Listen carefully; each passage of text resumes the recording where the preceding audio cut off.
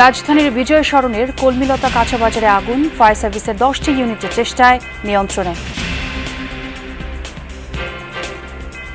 Fire fighter এবং স্থানীয় জনতার সহায়তায় আমরা 7টার সময় ফায়ার নিয়ন্ত্রণে সক্ষম হই। ক্ষয়ক্ষতির পরিমাণ এখন অ্যাসেস করা সম্ভব হয় নাই। আমরা এখনও ফায়ার ফাইটিং নিয়ে কাজ করছি। সূত্রপাতের বিষয় এবং ক্ষয়ক্ষতির বিষয়টি পরবর্তীতে তদন্ত সাপেক্ষে জানানো যাবে। যাত্রাবাড়ির মানিকনগরের ভাঙা রাস্তা যেন ময়লার ভাগাড়। সংস্কারের নামে ঘুষ বাণিজ্যের অভিযোগ, সীমাহীন ভোগান্তিতে অর্ধলক্ষ মানুষ। দুর্গন্ধতে সবাই পেটের ব্যথা, আর সবাই মনে করেন খালি বাথরুমে দৌড় পারে। আমারও দুবার হয়েছে। এটি গন্ধটাকে আসে না, অসুস্থ হয় না বাচ্চারা, আবার এই যে পানি জমা যায়। আগামী 28 মে উদযাপিত হবে পবিত্র ঈদুল আজহা। কোরবানির হাট মাতাতে প্রস্তুত বিশাল দেহি রাজাবাবু মানিক রতনরা। অনাই আমার সন্তান, ওকে আমি প্রতিদিন 3 থেকে 4 বার গোসল করাই। ব্যাপক সারা পাচ্ছি, কেউ আবার অনলাইনে, কেউ আবার সরাসরি দেখে এই গরুগুলো আমাদের বুকিং হয়ে গেছে। জনসেবা ও কাঠামোগত সংস্কারের প্রতিশ্রুতি বাস্তবায়নে সরকারের প্রধান লক্ষ্য, যমুনা টিভিকে তথ্যমন্ত্রী। গণমাধ্যমের প্রাতিষ্ঠানিক কাঠামো গঠনে আসছে কমিশন। গণমাধ্যমের স্বাধীনতাকে আমরা নিশ্চিত করবো। আর স্বাধীনতা বলতে আমরা মনে করি জনকল্যাণমুখী স্বাধীনতা। আমরা একটা গণমাধ্যম কমিশন গঠন করার, গণমাধ্যমের স্বাধীনতার লক্ষ্যে সকল অংশীদারদেরকে জড়ো করার চেষ্টা করছি। ঢাকা লন্ডন রুটে বিমানের এক সময়ের লাভজনক কার্গো ব্যবসা যাচ্ছে বিদেশি এয়ারলাইন্সের দখলে। অসাধু কর্মকর্তা সহ অদৃশ্য চক্রকে দুষছেন ব্যবসায়ীরা।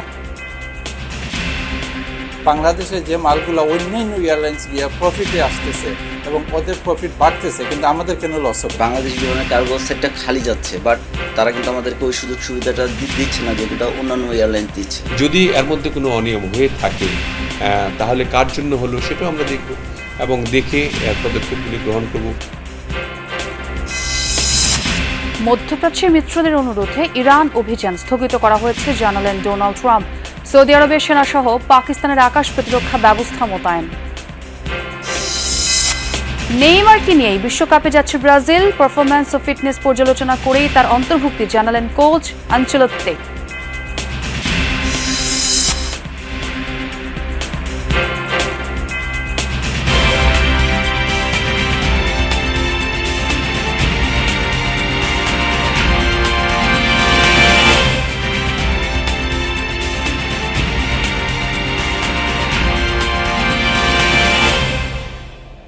দর্শক, আমন্ত্রণ যমুনা নিউজে, সঙ্গে আছি আমি ছোঁয়া খন্দকার। আর এতক্ষণ শিরোনাম দেখছিলেন। দর্শক, শিরোনামই জানাচ্ছিলাম আপনাদের। রাজধানীর বিজয় সরণি মোড়ের কলমিলতা কাঁচাবাজারে যে আগুন লেগেছে সেটি নিয়ন্ত্রণে এনেছে ফায়ার সার্ভিসের 10টি ইউনিট।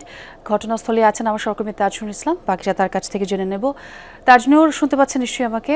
আমরা জানিয়েছি যে আগুন নিয়ন্ত্রণে এসেছে, পুরোপুরি যেটি নির্বাপন সেটি সম্ভব হয়েছে কিনা একটু দেখতে চাই ঘটনাস্থলের চিত্র। পুরোপুরি নির্বাপন বেশ সমস্যাপেক্ষ ব্যাপার, অর্থাৎ আগুন নেভাতে ফায়ার সার্ভিসকে প্রায় 2 ঘন্টা চেষ্টা করা লেগেছে। তাদের 10টি ইউনিট কাজ করেছে।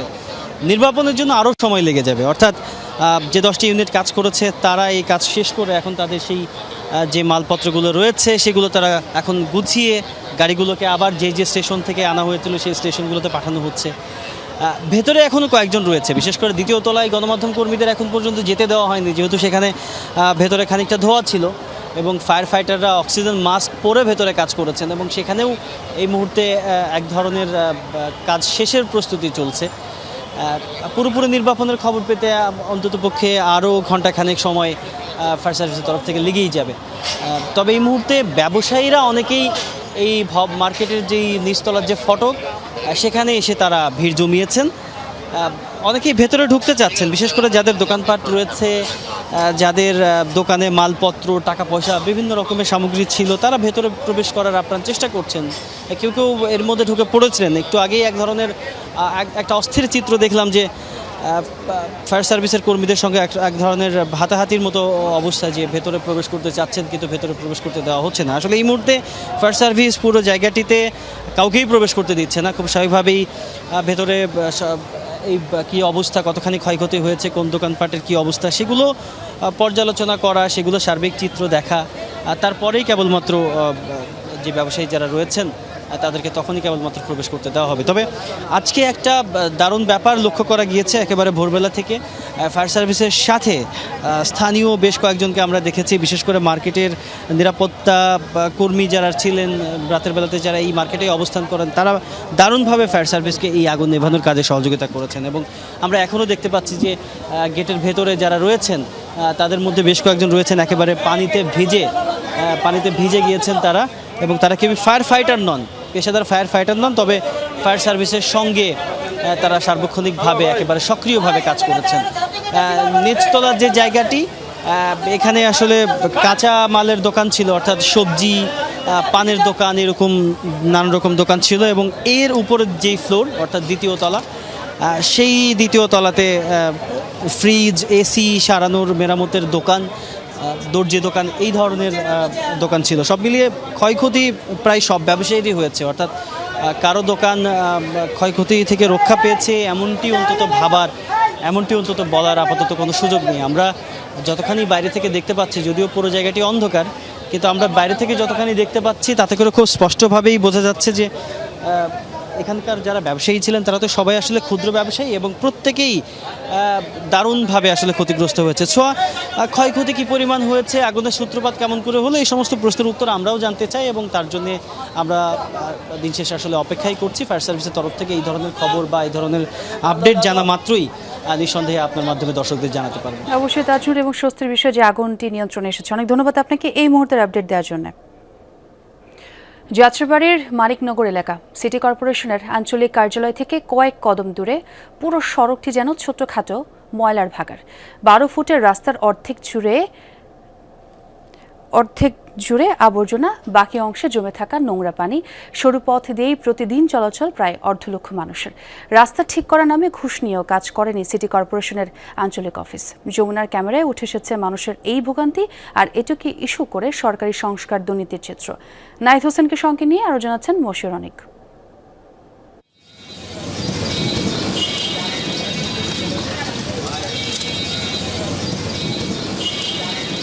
কোনো ময়লার ভাগাড় নয়, এটা যাত্রাবাড়ির মানিকনগর আবাসিক এলাকার একটি রাস্তা।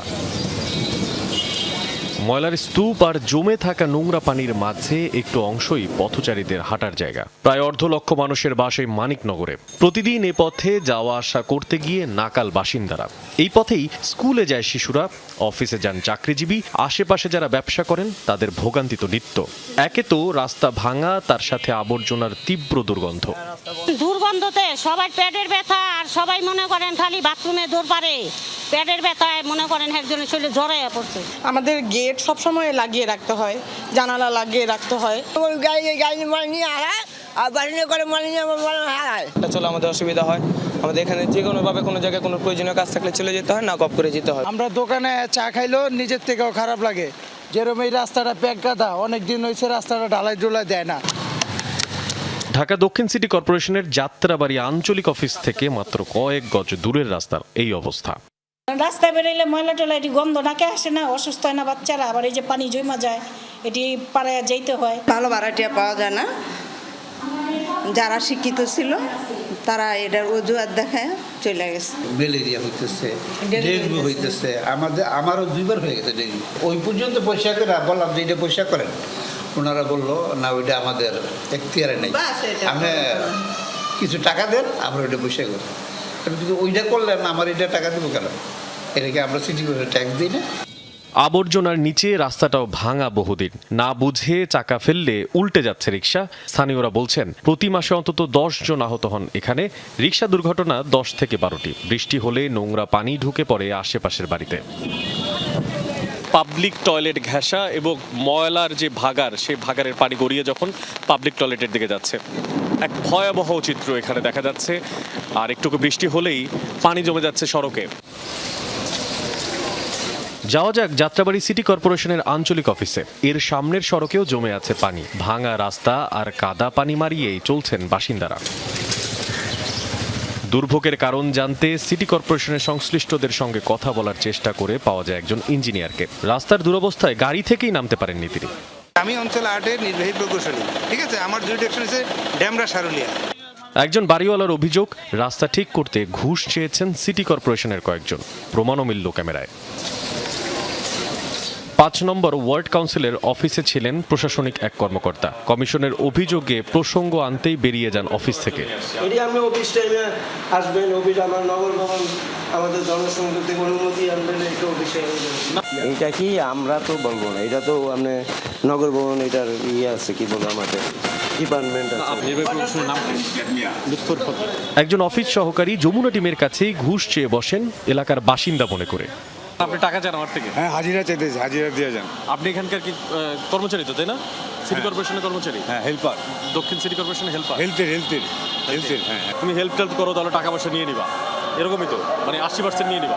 হ্যাঁ, এটাই বলে? হ্যাঁ, সারাও দেওয়া যায়। যে কাজ করছে ওর থেকে টাকা নিছি, যে কাজ করাইছে সেটা দিয়ে টাকা নিছি। যারা এখানে বসে আছেন তাদের বিরুদ্ধেই অভিযোগ টাকা লেনদেনের। একটু পরিচয় জানতে চাই। না ক্যাশে ছিলাম না ভাই, হ্যাঁ, আমরা এখানে বসে ছিলাম। আমি এখানে অনেকে চেনা তো আমারই নেই।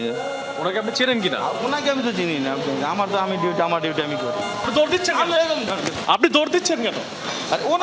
আপনি ওনাকে চেনেন না? ওনাকে নিয়ে আমাকে কি করতে? আপনি ওনাকে চেনেন না? ওনাকে নিয়ে আমাকে ভয়টা কিসের? তা আমার ভাই উনি আমার লাগে, আমি চিন্তা শুনে আমি কি চিনি ওনাকে। আপনি আমার লাগে আপনি চেনেন না? আপনার ভাই উনি সিটি কর্পোরেশনের টাকা লকারে জমা রাখছে। কে উনি তো অন্য ডিপার্টমেন্টে, উনি আমার লাগে কি করতে? কি স্বাস্থ্য ডিপার্টমেন্টে করেন কি আপনি? দাঁড়ান, ওয়াকিটকিটা বের কর।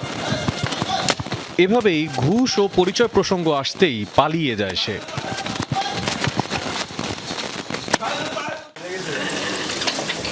যে সড়কের পাশে দাঁড়িয়ে আছে সিটি কর্পোরেশনের ভবন, সেই সড়কেই বছরের পর বছর জমে আছে ময়লা আবর্জনা, নোংরা পানি। রাস্তা ঠিক করতে ঘুষ নিয়েও কাজ করেনি সিটি কর্পোরেশনের আঞ্চলিক অফিস। এত মানুষকে এই আবর্জনা থেকে টেনে তুলবে কে?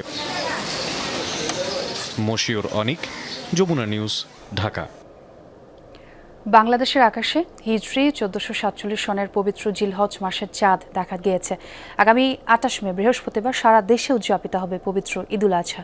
সন্ধ্যায় জাতীয় চাঁদ দেখা committee Baitul Mukarram Islamic Foundation কার্যালয়ে সভা শেষে আনুষ্ঠানিক এই সিদ্ধান্ত ও তারিখ ঘোষণা করে। বাংলাদেশের আকাশের প্রথম চাঁদ দেখা গেল কক্সবাজারে। এর মাধ্যমে গণনা শুরু হলো হিজরি 1447 সনের পবিত্র জিলহজ মাসের। সন্ধ্যায় ইসলামিক ফাউন্ডেশনের বায়তুল মোকাররম সভাকক্ষের জাতীয় চাঁদ দেখা কমিটির বৈঠক শেষে ধর্মমন্ত্রী কাজী শাহ মোফাজ্জল হোসাইন কায়কোবাদ এই সিদ্ধান্ত জানান। বাংলাদেশের আকাশে পবিত্র জিলহজ মাসের চাঁদ দেখা গিয়েছে, আলহামদুলিল্লাহ। এমত অবস্থায় আগামী 5 জ্যৈষ্ঠ 1433 বঙ্গাব্দ 12 মে 19 মে 2026 খ্রিস্টাব্দ মঙ্গলবার থেকে 1447 হিজরি সালের পবিত্র জিলহজ মাস গণনা শুরু হবে। ধর্মমন্ত্রী জানান, দেশের অন্তত 21টি জেলায় জিলহজ মাসের চাঁদ দেখা গেছে। 28 মে বৃহস্পতিবার সারা দেশে পালিত হবে পবিত্র ঈদুল আজহা। আগামী 10 জিলহজ 1447 হিজরি 14 জ্যৈষ্ঠ 1433 বঙ্গাব্দ 28 মে 2026 তারিখ বৃহস্পতিবার সারা দেশে পবিত্র ঈদুল আজহা উদযাপিত হবে ইনশাআল্লাহ। মহান আল্লাহ রাব্বুল আলামিন আমাদের সকলকে, তাম দুনিয়ার মুসলমানকে নেক আমল করার তৌফিক দান করুন। দেশের সব জেলা প্রশাসন, ইসলামিক ফাউন্ডেশনের প্রধান কার্যালয়, বিভাগীয় ও জেলা কার্যালয়, বাংলাদেশ আবহাওয়া অধিদপ্তর এবং মহাকাশ গবেষণা ও দূর অনুধাবন প্রতিষ্ঠান স্পার্শো থেকে প্রাপ্ত তথ্য বিশ্লেষণ করে চাঁদ দেখার বিষয়টি নিশ্চিত করে জাতীয় চাঁদ দেখা কমিটি। শওকত মঞ্জুর শান্ত, যমুনা নিউজ, ঢাকা। কোরবানির মাঠ মাতাতে প্রস্তুত বিশালদেহী এক একটি গরু। বিভিন্ন জেলার খামারে যত্নে পালন হয়েছে তারা। এসব গরু দেখতে ভিড় করছেন ক্রেতা ও সাধারণ মানুষ। খামারিরা বলছেন, প্রাকৃতিক খাবার খাইয়ে মোটা তাজা করা হয়েছে গরুগুলো। ওজন বুঝে দামও হাঁকছেন তারা। 3 বছর আগে শাশুড়ির কাছ থেকে মনাকে উপহার পেয়েছিলেন জলি খাতুন। মনার ওজন এখন 30 মণ। ঝিনাইদহের শৈলকুপায় সন্ধ্যা গ্রামে দুবাই প্রবাসী সাজ্জাদের বাড়িতে লালন করা হয়েছে মনাকে। স্ত্রী জলি খাতুন জানান নিজের সন্তান নেই, তবে সন্তানের মতোই যত্ন করেছেন গরুটিকে। ফ্রিজিয়ান জাতের কালো সাদা রঙের ষাঁড়টিকে খাওয়ানো হয়েছে নেপিয়ার ঘাস, ছোলা, ভুট্টা, গম, ভুসি সহ সব প্রাকৃতিক খাবার।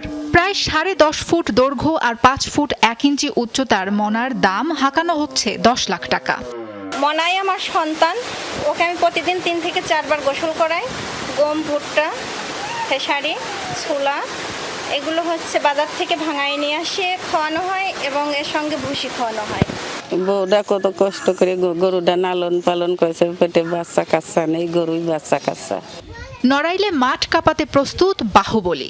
রাহুল রিয়া অ্যাগ্রো ফার্মে বেড়ে ওঠা গরুটির ওজন 28 মণ। 14 ফুট দৈর্ঘ্য আর 6 ফুট উচ্চতার এই গরুটিও ফ্রিজিয়ান জাতের। খামারি রিপন জানান প্রতিদিন 800 থেকে 900 টাকা ব্যয় হয় গরুটির জন্য।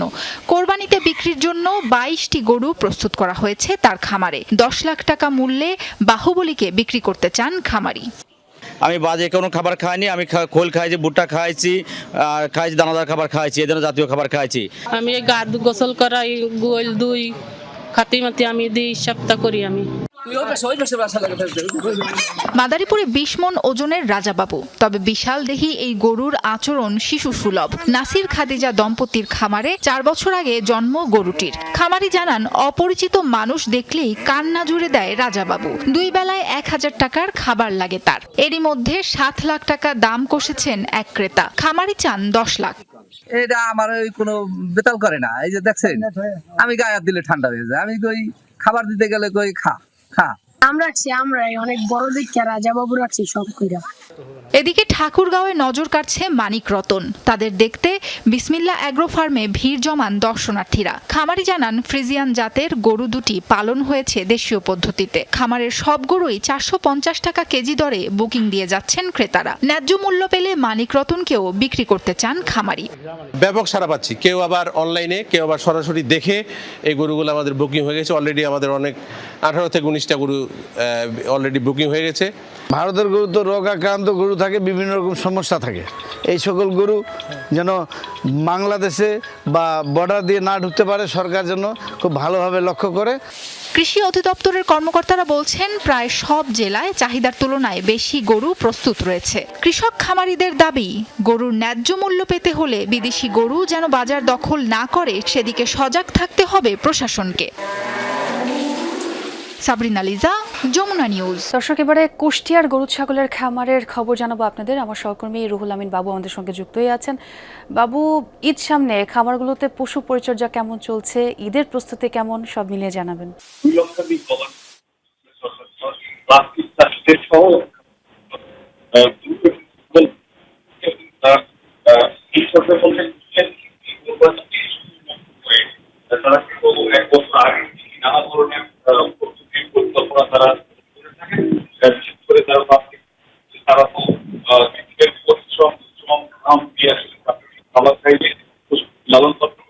এবং পাশাপাশি ব্যক্তি যাতে সেরকম একটি খাদ্যের কি ধরনের সেটি জানতে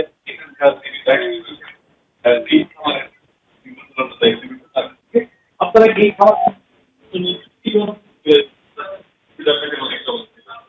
দর্শক, আমরা কুষ্টিয়ায় যুক্ত হয়েছিলাম সহকর্মী বাবুর কাছ থেকে পশুর খামারের খবর জানছিলাম। জনসেবা ও কাঠামোগত সংস্কারের প্রতিশ্রুতি বাস্তবায়নই সরকারের প্রধান লক্ষ্য। সরকারের 3 মাসের মূল্যায়ন করতে গিয়ে যমুনা টেলিভিশনকে এই লক্ষ্যের কথা জানিয়েছেন তথ্যমন্ত্রী জহিরুদ্দিন স্বপন। তিনি বলেন, ভঙ্গুর অর্থনীতি পুনরুদ্ধার সরকারের সামনে এখন বড় চ্যালেঞ্জ। দাবি করেন, আইন শৃঙ্খলা নিয়ন্ত্রণে আছে, মব সন্ত্রাসের কয়েকটি ঘটনা ঘটলেও ব্যবস্থা নিচ্ছে সরকার। গণমাধ্যমকে প্রাতিষ্ঠানিক কাঠামোয় দাঁড় করাতে গঠন করতে যাচ্ছে কমিশন। আলমগীর স্বপনের রিপোর্ট। আমি তারেক রহমান সশস্ত্র চিত্রে। শপথ নিয়ে দায়িত্ব গ্রহণের 3 মাস পেরিয়েছে বিএনপি সরকারের। এরই মধ্যে নির্বাচনী প্রতিশ্রুতির অংশ হিসেবে বাস্তবায়িত হচ্ছে ফ্যামিলি, কৃষিকার্ড, খাল খনন সহ নানা কর্মসূচি। তবে এই যাত্রায় সরকারের সামনে বড় চ্যালেঞ্জ অর্থনীতির পুনরুদ্ধার। দেশি বিদেশি ঋণ এবং মধ্যপ্রাচ্যের যুদ্ধের কারণে বৈশ্বিক জ্বালানি সংকট সেই চ্যালেঞ্জকে আরও কঠিন করেছে বলে জানিয়েছেন তথ্যমন্ত্রী। খেলাপি ঋণ এবং পরিশোধযোগ্য দেশি বিদেশি ঋণ মিলিয়ে প্রায় 29.5 লক্ষ কোটি টাকার হিসাব আমাদেরকে বহন করতে হচ্ছে। এত বড় ঋণের বোঝা বহন করে তারপরে এটাকে পরিপূর্ণ জায়গাতে আনা, 8 লক্ষ কোটি টাকার কাছাকাছি একটা বাজেট আসবে হয়তো আগামী জুন মাসে। ফলে সরকারের জন্য সবচেয়ে বড় চ্যালেঞ্জই হয়ে গেছে এইটা। সরকার আইন শৃঙ্খলা পরিস্থিতি অনেকটাই নিয়ন্ত্রণে এনেছে, তবে মব এখনো থামেনি। তথ্যমন্ত্রী বলছেন এক্ষেত্রে দায়ীরা ছাড় পাচ্ছে না। যেহেতু সমাজে এবং এরকম নানান রকম নেতিবাচক শক্তি এখনো বিরাজ করে, অতএব সেই চেষ্টা থাকবেই। প্রশ্নটা কিন্তু তা না, প্রশ্ন হচ্ছে এটাকে নিয়ন্ত্রণ করার এবং এটাকে মোকাবেলা করার একটা নিয়মিত বৈধ পদ্ধতি সক্রিয় আছে কিনা। সেটা তো আছে। দেশে যে ধরনের আইন শৃঙ্খলা পরিস্থিতি, সামাজিক পরিস্থিতি, রাজনৈতিক স্থিতিশীলতা, সেটা সত্য সরকারের একার উপরে নির্ভর করে না, সকলের উপরেই নির্ভর করে। গণমাধ্যম ও মত প্রকাশের স্বাধীনতা কতটা নিশ্চিত করতে পারছে সরকার, এর জবাবও দিয়েছেন তথ্যমন্ত্রী। গণমাধ্যমের স্বাধীনতাকে আমরা নিশ্চিত করবো। আর স্বাধীনতা বলতে আমরা মনে করি জনকল্যাণমুখী স্বাধীনতা। নৈরাজ্যও কিন্তু স্বাধীনতা। যে স্বাধীনতা নৈরাজ্য তৈরি করে সেটা স্বাধীনতা হলেও সেই স্বাধীনতা কি কাম্য? আমরা একটা গণমাধ্যম কমিশন গঠন করার, গণমাধ্যমের স্বাধীনতার লক্ষ্যে সকল অংশীদারদেরকে জড়ো করার চেষ্টা করছি। তথ্যমন্ত্রী বলছেন জনসেবা ও কাঠামোগত সংস্কার এই নীতিতে চলছে সরকার, এর বাস্তবায়নই প্রধান লক্ষ্য প্রধানমন্ত্রীর। একদিকে যেমন সরাসরি জনসেবা, আর একদিকে নীতিগত যে কাঠামোগত যে মেরামত পরিবর্তন, সেগুলির কাজে আমরা হাত দিয়েছি। আলমগীর স্বপন, যমুনা নিউজ, ঢাকা। ঢাকা লন্ডন রুটে শত শত কোটি টাকার কার্গো ব্যবসা হারাচ্ছে রাষ্ট্রীয় উড়োজাহাজ সংস্থা বিমান।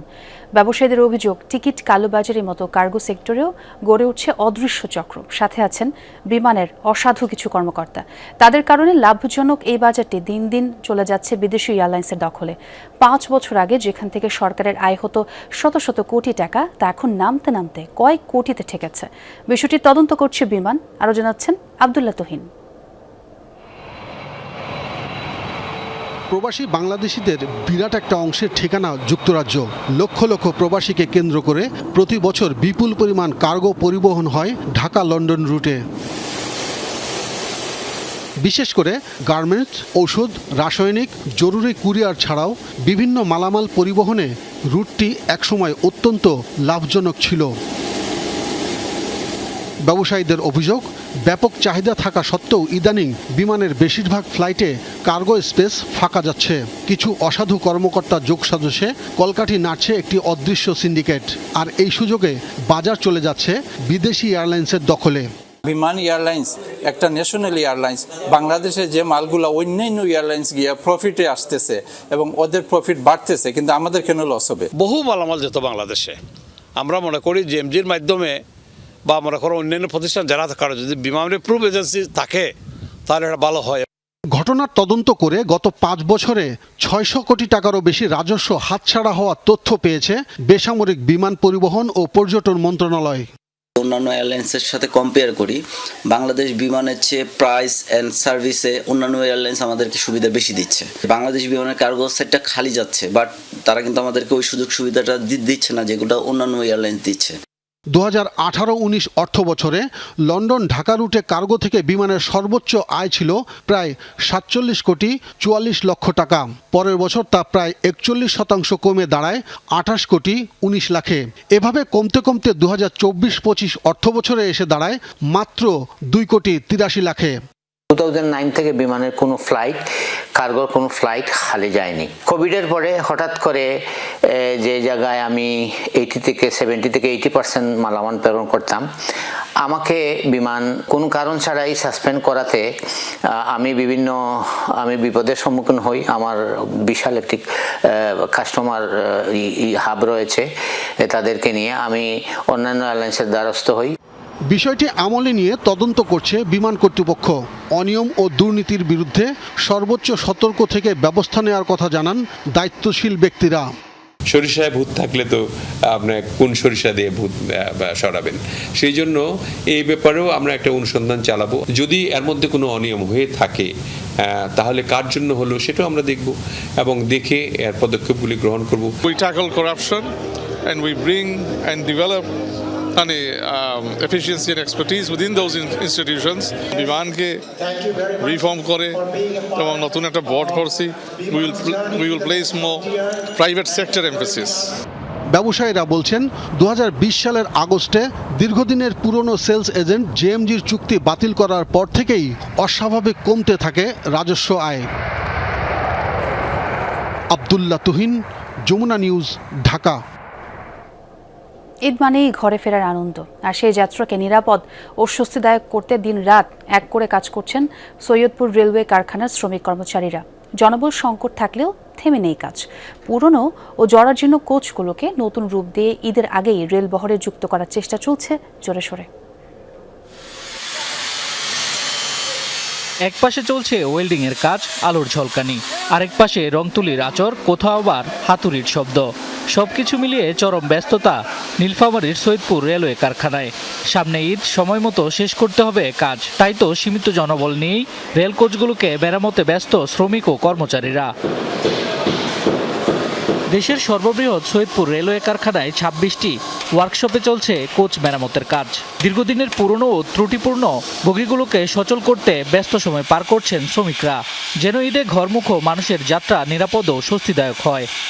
আমাদের অনেকগুলা কাঁচামাল সংকট, রেলের লোকবল সংকট, তারপর আমরা চেষ্টা করছি জনসাধারণের জন্য রেল সেবাটা আরও এগিয়ে নেওয়ার জন্য। জনবল অনেক সংকট। আমার এই অফিসে 41 জনের মঞ্জুরি আছে, কিন্তু আমরা কর্মরত আছি মাত্র 13 জন। লাঞ্চের সময়টা বাদে একটানা কাজ করতেছি, মানে আমরা যেভাবে হোক মানে গাড়িটা আউটটার্ন দেওয়ার চেষ্টা করতেছি। কোনো কাঁচামাল ফার্নেসে গরম দিয়ে হিট দিয়ে তারপরে এই হ্যামারে পিঠে বিভিন্ন আকৃতি ধারণ করি। ঈদ উদযাপন করার জন্য প্রত্যেকটা মানুষ যেন যাতে সারা বাংলাদেশে সুন্দরভাবে বাড়ি ফিরে যেতে পারে। তবে বড় চ্যালেঞ্জ জনবল সংকট। 3220টি অনুমোদিত পদের বিপরীতে কর্মরত মাত্র 813 জন, অর্থাৎ মাত্র 23% জনবল দিয়েই চলছে গুরুত্বপূর্ণ এই রেল কারখানাটি। আমাদের জনবল সংকট, আপনারা জানেন যে আমরা 23% জনবল নিয়ে কাজ করছি, আর অনেক সময় অনেক কাঁচামালের ঘাটতি থাকে, এগুলো আসতে সময় লাগে। তো সব মিলিয়ে আমরা একরকম যুদ্ধ আর কি। ঈদের আগে 127টি কোচ মেরামতের লক্ষ্য নিয়েছিল কর্তৃপক্ষ। এরই মধ্যে 103টি কোচ হস্তান্তর করা হয়েছে পাকশী ও লালমনিরহাট রেলওয়ে বিভাগের কাছে। ঈদুল আজহাকে কেন্দ্র করে 127খানা কোচ আউটরানের উদ্যোগ নেওয়া হয়েছে। ইতিমধ্যে 103খানা কোচ আউটরান হয়েছে। আগামী 9 কর্মদিবস রয়েছে। এই 9 কর্মদিবসে বাকি কোচগুলো প্রায় 24টি কোচ এটি আউটরান দিতে আমরা সক্ষম হব ইনশাআল্লাহ। 110.29 একর জায়গায় 1870 সালে প্রতিষ্ঠিত হয় কারখানাটি। সেখানে বর্তমানে ব্রডগেজ এবং মিটারগেজ যাত্রীবাহী ক্যারেজ ও মালবাহী যানের মেরামতের কাজ করা হয়। শামস তাবরিজ উচ্ছ্বাস, যমুনা নিউজ। কোরবানি ঈদ সামনে রেখে দেশের দ্বিতীয় বৃহত্তম নাটোরের চক বৈদ্যনাথ আড়তে চলছে প্রস্তুতি। এবার উত্তর দক্ষিণাঞ্চলের 40 জেলার চামড়া আসবে এই আড়তে। তবে সরকার নির্ধারিত মূল্যে চামড়া বেচাকেনা নিয়ে মিশ্র প্রতিক্রিয়া রয়েছে ব্যবসায়ীদের। কোরবানির ঈদ সামনে রেখে ব্যস্ততা বেড়েছে দেশের দ্বিতীয় বৃহত্তম চামড়ার আড়ত নাটোরের চক বৈদ্যনাথে। ছোট বড় মিলিয়ে 2 শতাধিক আড়তে চলছে শেষ মুহূর্তের প্রস্তুতি। প্রতি বছরের মতো এবারও উত্তর ও দক্ষিণাঞ্চলের প্রায় 35 থেকে 40 জেলা থেকে এ আড়তে বিপুল পরিমাণ চামড়া আমদানি হবে বলে আশা করা হচ্ছে। চামড়া সংরক্ষণে লবণের ঘাটতি মেটাতে সরকার এবার সারা দেশে 17 কোটি 60 লাখ টাকার লবণ বিনামূল্যে দেওয়ার ঘোষণা দিয়েছে, যা দিয়ে মাদ্রাসা ও এতিমখানায় চামড়া সংরক্ষণ করা হবে।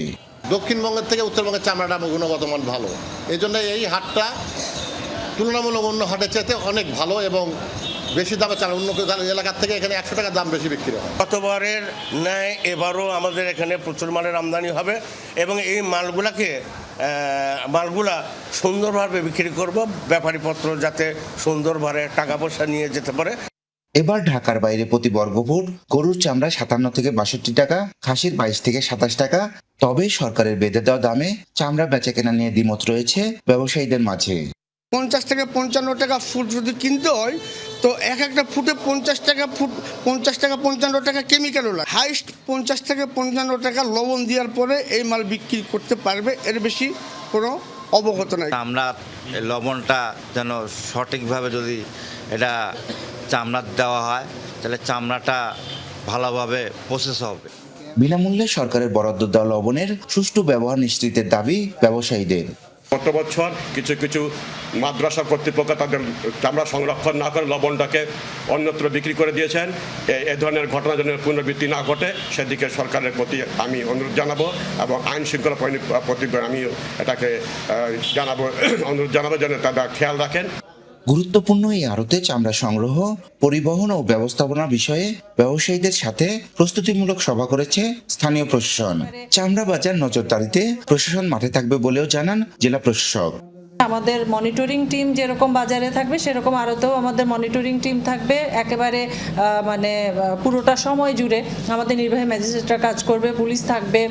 গত বছর চকবৈদ্যনাথের চামড়া এসেছিল 10 লাখ, এবারও 10 থেকে 12 লাখ পশুর চামড়া আমদানি হবে বলে আশা করছেন ব্যবসায়ীরা।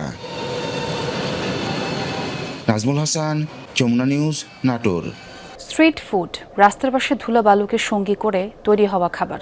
এসব খাবার বরাবরই অস্বাস্থ্যকর, তবে আরও ভয়াবহ ব্যাপারও হয়েছে। খাবারগুলো বেশিরভাগ সময়ই খবরের কাগজে মুড়িয়ে পরিবেশন করা হয়। বিশেষজ্ঞরা বলছেন, পত্রিকার কাগজে যেই কালি ব্যবহার করা হয় তাতে রয়েছে বিষাক্ত রাসায়নিক, যা মানবদেহে প্রবেশ করলে দীর্ঘমেয়াদে কিডনি, লিভার বিকল সহ ক্যান্সারের ঝুঁকি কয়েক গুণ বাড়িয়ে তোলে। পেঁয়াজু, বেগুনি, আলুর চপ কিংবা ছোলা বুট, ঝালমুড়ি, রাস্তার পাশে তৈরি মুখরোচক এসব খাবার খেতে ভিড় থাকে ভোজন রসিকদের। গরম গরম খাবারগুলো বেশিরভাগ সময় পরিবেশন করা হয় খবরের কাগজে মুড়িয়ে। নিশ্চিন্ত মনে তা পেট পুরে খান শিশু থেকে বৃদ্ধরা। তবে এর কারণে কোনো ক্ষতি হচ্ছে না তো? পত্রিকার কাগজে বাংলা হরফে যে লেখা পাঠকরা পড়ে থাকেন, প্রেসে সেগুলো ছাপানোর জন্য বিশেষ এক ধরনের কালি ব্যবহার করা হয়, যা তৈরিতে ব্যবহার হয় নানা ধরনের রাসায়নিক। বিশেষজ্ঞরা বলছেন, সেই কাগজে মুড়িয়ে খাবার খেলে এর মাধ্যমে মানবদেহে প্রবেশ করে বিষাক্ত সেসব কেমিক্যাল, যা দীর্ঘমেয়াদে কিডনি ও লিভার জটিলতা সহ ক্যান্সারের আশঙ্কাও বাড়িয়ে তোলে। কালিটার মধ্যে যে ধরনের কেমিক্যালগুলো ব্যবহার করা হয় তার মধ্যে ক্যাডমিয়াম, যেমন এটা একটা হেভি মেটাল বা ক্ষতিকারক মেটাল আপনারা জানেন, ক্রোমিয়াম আছে, লেড আছে। তো এই সমস্ত জিনিস নর্মালি যদি আমরা বিভিন্ন রকম ফুড রিসার্চে দেখেছি যে এটা তো আমরা হেভি মেটাল এবং এর লিমিটেশন বা ক্ষতিকর দিক অনেক বেশি, এবং এগুলো আসলে টক্সিক ম্যাটেরিয়ালস, এবং এই ম্যাটেরিয়ালসগুলো যদি আমাদের বডিতে যায় বিভিন্ন রকমের আমাদের রোগ হওয়ার সম্ভাবনা থেকে যায়। স্ট্রিট ফুডে তো এই সংক্রমণ হওয়ার সম্ভাবনা থাকে। হচ্ছে একটা ময়লা প্যাকেটের সাথে দিয়ে দিল খাবারটা, এবং যদি ওখানে প্যাকেটগুলো বিভিন্ন ডাই থাকে তাহলে তো ওইগুলো তো আরো লিভার কিডনির জন্য আরো ক্ষতিকর। বিক্রেতাদের দাবি, পরিচ্ছন্নতার জন্যই খাবার পরিবেশনে কাগজ ব্যবহার করা হয়। মুখরোচক খাবারের আড়ালে শরীরে যে বিষাক্ত রাসায়নিক ঢুকছে তা জানেন না বেশিরভাগ ক্রেতারাও। প্লেটের উপরে পত্রিকা দিয়ে যে কাজগুলো করে এইগুলো বাদ দিয়ে আমার কাছে মনে হয় উপরে একটা টিস্যু পেপার দিয়ে দিলে সবচেয়ে ভালো। এটা খোলামেলা জায়গায় থাকে, ময়লা মধ্যে থাকতে পারে, তাহলে আমার স্বাস্থ্যের ক্ষতিকর হতে পারে। তবে এটাই শিওর, এটা সারা দিলেই ভালো। এখন যেহেতু দিচ্ছে, এখন করার তো কিছু নাই, খেতে হবে। প্রথমে প্লেট নিই, তারপরে পত্রিকা দিই, দেওয়ার পরে মাল যে লোকে ঝেড়ে যে অর্ডার দেয় সেটা আমরা তারপরে দিয়ে লোকের হাতে পরিবেশন করি। প্রিন্টিং প্রেস মালিকরাও বলছেন, পত্রিকার কাগজে তুলনামূলক নিম্নমানের কালি ব্যবহার করা হয়। পত্রিকার যে কালিটা আমাদের কালির থেকে নর্মাল কালি, এটা কম দামের কালি, অবশ্যই কিছু তরল টাইপের দিয়ে ওরা মিক্সিং করে এটা বানায়। একে তো রাস্তার পাশে খোলামেলা পরিবেশে তৈরি খাবারের ধুলাবালি সহ নানা জীবাণুর ছড়াছড়ি থাকেই, সেই সাথে রাসায়নিকের বিষাক্ত থাবাও। সুস্থ থাকতে এসব খাবার থেকে বিরত থাকার পরামর্শ বিশেষজ্ঞদের। রাহিম সারোয়ার, যমুনা নিউজ। খাগড়াছড়িতে বছরের পর বছর অকেজো পড়ে থাকা সব স্লুইস গেট এখন স্থানীয়দের গলার কাটা। কৃষি জমিতে সেচ সুবিধার কাজে আসছে না, উল্টো পানি প্রবাহ বাধাগ্রস্ত হওয়ায় ভোগান্তিতে দুই পারে মানুষ। পরিত্যক্ত এসব স্লুইস গেটের তদারকির সংস্কার কিছুই নেই, দায় নিচ্ছে না কেউ। ঝোপঝাড় ও গাছগাছালির আড়ালে জরাজীর্ণ পড়ে আছে খাগড়াছড়ি সদরে মধুপুর বাজারের স্লুইস গেট। দেখলে বোঝা যায় দীর্ঘদিন ধরে অকেজো। এক পাশে শুকনো, অন্য পাশে পলি জমে অনেকটাই ভরাট। কৃষিকাজে ও পানি সরবরাহের কাজে আসছে না, উল্টো ভোগান্তির কারণ হয়ে দাঁড়িয়েছে। পানি প্রবাহ বাধাগ্রস্ত হওয়ায় বিপাকে দুই পাড়ের মানুষ। চাষিরা তো এগুলোর সম্বন্ধে কিছু বুঝে না, এখন অনেক সময় দেখা গেল ময়লা আবর্জনা আসে আটকে থাকে, এটা চলেও না এবং কি এগুলো উঠানোও যায় না, যার ফলে এখানে দেখা যাচ্ছে যে এই মাটিগুলা ভরাট হয়ে আছে, ময়লা জমে আছে। এটা সচল না থাকার কারণে এই জন্য এক সাইডে আপনার দেখা যাচ্ছে যে পানি আছে কিন্তু আরেক সাইডে পানি নাই। দীঘিনালা উপজেলার ছোট মেরুং বাজারে স্লুইস গেটের অবস্থাও বেহাল, প্রায় 1.5 দশক ধরে অচল, ফলে সেচের পানি পান না স্থানীয় কৃষকরা। এত জমিন পড়ে রয়েছে, চাষিরা করতে পারতেছে না পানির কারণে। এখন যদি সরকার দেখে স্লুইস গেটটা সংস্কার হোক, এদিকে ড্রেনটা ক্লিয়ার হোক, হলে আমাদের জন্য অনেক ভালো হয়। এই সকল জমিগুলো যে ফসলগুলো বর্তমানে কৃষকরা রোপণ করছে, এখান থেকে এক মুঠো ধানও তারা পাবে না। ছোট মেরুং বাজারে স্লুইস গেট সংস্কার করা হলে প্রায় 150 থেকে 200 হেক্টর জমি চাষের আওতায় আসবে বলছে কৃষি সম্প্রসারণ অধিদপ্তর। স্লুইস গেটটি যদি মেরামত করে ব্যবহার উপযোগী করা হয়, আমি মনে করি যে এখানে প্রায় 100 থেকে 150 একর জমি এই মুহূর্তে চাষের আওতায় আসতে পারে। বছরের পর বছরে অকেজো পড়ে থাকা এসব স্লুইস গেটের তদারকি নেই, দায় নিতে রাজি নয় কোনো দপ্তর। অবহেলার কারণে পাহাড়ি অঞ্চলে কৃষিকাজে পানি সুবিধা ব্যাহত হচ্ছে। যেহেতু এটি একটি প্রাকৃতিক দুর্যোগ প্রবণ এলাকাও বটে, এখানে পাহাড়ি ঢল হয় এবং বর্ষাকালে প্রচুর বন্যা হয়। এই বিষয়গুলো মাথায় রেখেই স্লুইস গেট বাস্তবায়নের অগ্রসর হওয়া প্রয়োজন। জোবায়েদ ইবনে শাহাদাত, যমুনা নিউজ। রাজধানীর খিলক্ষেতে 10তলা ভবনে নির্মাণাধীন দেয়াল ঝোড়ো বাতাসে ভেঙে পড়ে আহত হয়েছেন 6 জন। খিলক্ষেতের নয়ানগর এলাকায় এই দুর্ঘটনা ঘটে। ঘটনাস্থলে গিয়ে দেখা যায় নামমাত্র নিরাপত্তা ব্যবস্থা দিয়ে ভবনটির নির্মাণ কাজ চলছিল। সোমবার সন্ধ্যার বৃষ্টি ও ঝোড়ো বাতাসে 10 উপর সদ্য নির্মিত দেয়াল ভেঙে পড়ে। এতে পাশের 3টি টিন শেডের বাড়ি চাল ভেঙে পড়ে। এ সময় ঘরে অবস্থান করা বেশ কয়েকজন আহত হন। এদের দুজনের অবস্থা বেশ গুরুতর, যাদের দীর্ঘমেয়াদী চিকিৎসা গ্রহণ করতে হতে পারে বলে জানিয়েছে চিকিৎসকরা। অন্যরা কুর্মিটোলা জেনারেল হাসপাতালে চিকিৎসা নিয়ে বাসায় ফেরেন।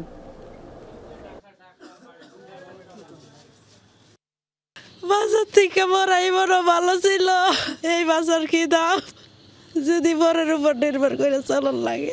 বই পড়তেছিলাম, এমনি আটখা মেরে যে ম্যাগের মধ্যে যে ইট ভেঙে পড়ছে, পরে নানির মাথার উপরে একটা ইট পড়ছে, আমার পায়ের উপরে একটা ইট পড়ছে। জবজবাইয়া ইটগুলা পড়তেছে টিন মিন ভেদ করে, আর যে শব্দ, আমি পুরা সেন্সলেস হয়ে গেছি। মানে 15 বছরে যা তিল তিল করে অল্প অল্প করে যা ইয়ে করছি সব চলে গেছে, একদম মাটি হয়ে গেছে, নিঃস্ব হয়ে গেছে আমি।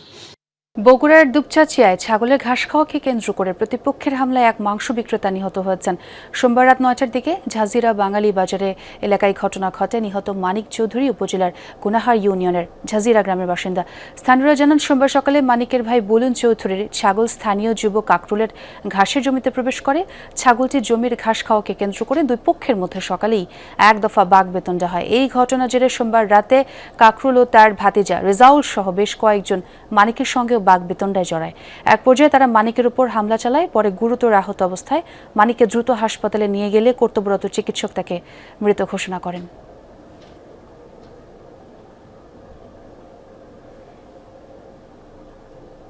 মধ্যপ্রাচ্যের মিত্রদের অনুরোধে পরিকল্পিত ইরান অভিযান আপাতত স্থগিতের সিদ্ধান্ত নিয়েছে যুক্তরাষ্ট্র। সোমবার এই ঘোষণা দিয়েছেন মার্কিন প্রেসিডেন্ট ডোনাল্ড ট্রাম্প।